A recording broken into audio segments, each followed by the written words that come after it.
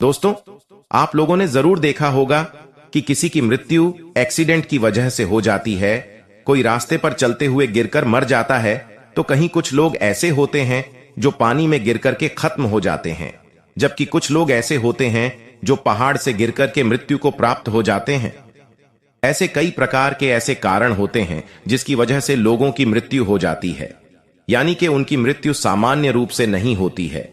जिस प्रकार से एक व्यक्ति अपने बिस्तर पर ही प्राण त्याग देता है, उसे सामान्य मौत कहा जाता है। लेकिन जब किसी की मृत्यु दुर्घटना की वजह से हो, किसी की मृत्यु पानी में डूबने की वजह से हो, या फिर और अनेक कारणों की वजह से हो, तो उसे सामान्य मृत्यु नहीं कहा जाता, और लोगों का मानना है कि उसे अकाल मृत्यु की श्रेणी में रखा गया है, यानी कि उसे अकाल मृत्यु कहा जाता है। लेकिन दोस्तों, क्या आपको मालूम है इस बात को? क्या हमारे शास्त्र भी समर्थन प्रदान करते हैं? आज की वीडियो में इसी विषय पर हम चर्चा करेंगे कि आखिर शास्त्रों के मुताबिक अकाल मृत्यु क्यों हो जाती है। क्या कारण होता है कि व्यक्ति की अकाल मृत्यु हो जाती है? वह कौन सा पाप करता है जिसकी वजह से उसे अकाल मौत मरना पड़ता है? आज के इस वीडियो में इसी विषय पर हम चर्चा करेंगे, इसीलिए वीडियो को अंत तक जरूर देखें। नमस्कार दोस्तों, आप सभी का स्वागत है हमारे YouTube चैनल पर। आपसे अनुरोध है कि चैनल को सब्सक्राइब करें और कमेंट में जय श्री नारायण लिखकर परमात्मा को अपना आभार व्यक्त करें। दोस्तों, जब किसी की मृत्यु एक्सीडेंट की वजह से हो जाती है, तो लोग कहते हैं कि अगर वह व्यक्ति वहां नहीं गया होता तो उसका एक्सीडेंट नहीं हुआ होता और वह आज जिंदा होता। अगर किसी की मृत्यु जल में डूबने की वजह से हो जाती है, तो लोग कहते हैं कि अगर वह व्यक्ति उस तालाब में नहाने के लिए नहीं गया होता तो आज हमारे बीच होता। लेकिन दोस्तों, ऐसा सिर्फ लोगों का कहना है। वास्तव में ऐसा नहीं होता, क्योंकि इस धरातल पर जन्म लेने वाले प्राणी की मृत्यु पहले से ही तय कर दी गई है, यानी कि व्यक्ति अपनी मृत्यु पहले से ही अपने भाग्य में लेकर आता है। यह बात आपको स्पष्ट रूप से समझ जानी चाहिए कि व्यक्ति की मृत्यु अपने पूर्व जन्म के कर्मों के कारण होती है। लेकिन दोस्तों, फिर भी कहा जाता है अकाल मृत्यु, तो इसके पीछे की कहानी क्या है? आज इसी को समझने का प्रयास करते हैं। दोस्तों, रामचरितमानस के बालकांड में यह प्रसंग साफ साफ शब्दों में लिखा हुआ है। एक उदाहरण के माध्यम से आपको समझाने का प्रयास करते हैं। एक राजा था जिसका नाम प्रताप भानु था। एक बार उसके महल पर बहुत से साधु संत और ब्राह्मण भोजन करने के लिए आए। राजा ने बड़े प्रेम से साधु संतों का सत्कार किया और उन्हें भोजन के लिए आमंत्रित करके आसन ग्रहण करने का निवेदन किया।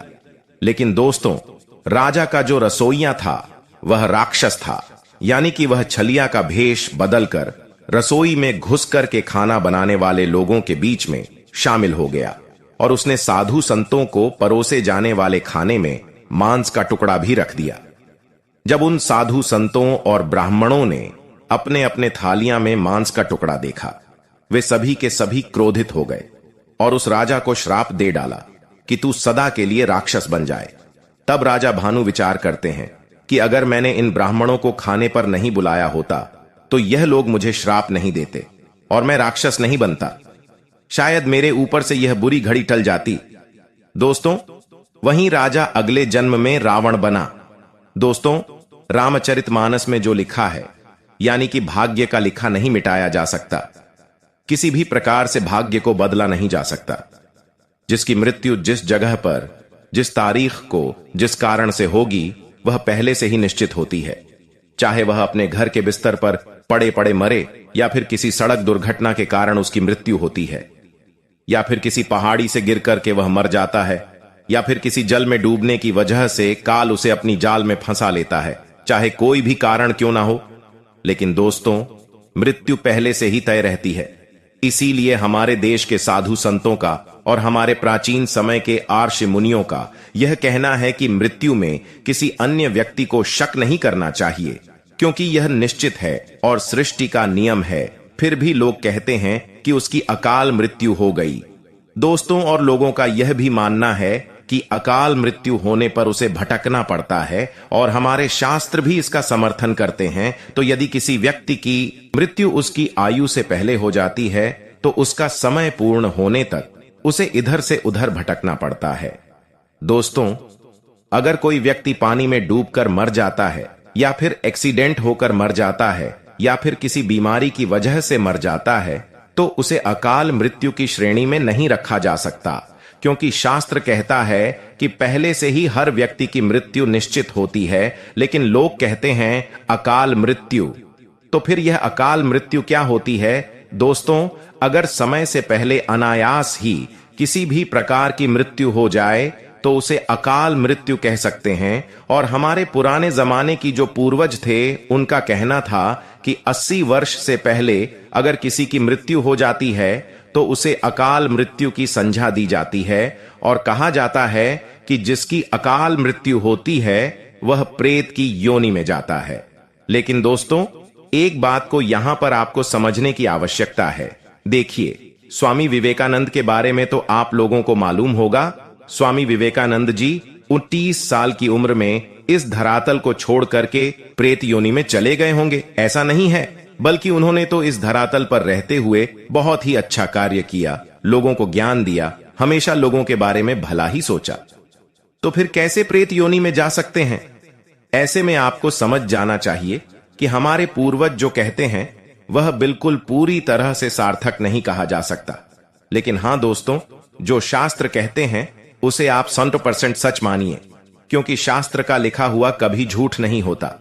ऐसा स्वयं श्रीमद् भागवत गीता में भगवान श्री कृष्ण ने अर्जुन को बताया है। दोस्तों, वर्तमान समय में जिस प्रकार के गलत कार्य लोग करते हैं उन्हें इसका प्रभाव आने वाले जन्म में मिलेगा, यानी कि वर्तमान समय में वह अगले जन्म का भाग्य लिखते हैं। आप इसे ऐसे समझ सकते हैं कि अगले जन्म में जो उन्हें प्राप्त होगा उसका कर्म वह वर्तमान समय में कर रहे हैं। जो अच्छा कर रहा है उसे अगले जन्म में अच्छा प्राप्त होगा और जो बुरा कर रहा है इसके अगले जन्म में खराब रिजल्ट प्राप्त होगा।